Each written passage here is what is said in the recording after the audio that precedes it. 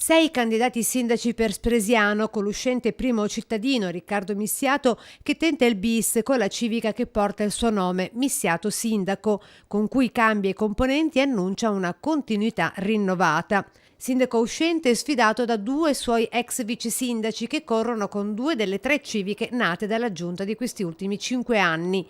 Inventiamo Spresiano, con cui corre Christian Fornasier, avvocato, già vice primo cittadino e assessore con, dice, idee di rinnovamento e voglia di cambiare pagina, e sostenuto dal PD.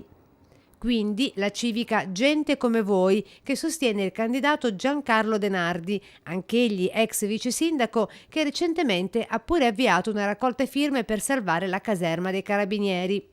Altra civica che nasce come derivazione dell'uscente giunta è Cittadini in Comune, con cui si presenta Fabrizio Morri, impiegato attivo nel volontariato e che per anni ha lottato contro l'inquinamento e la scarsa sicurezza nelle scuole.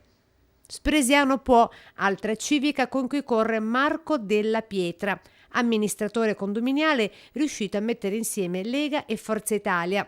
Infine il grillino Diego Vertieri con il Movimento 5 Stelle, dopo essersi presentato in questi ultimi 10 anni come candidato consigliere con Lega e PDL, senza però essere mai stato eletto.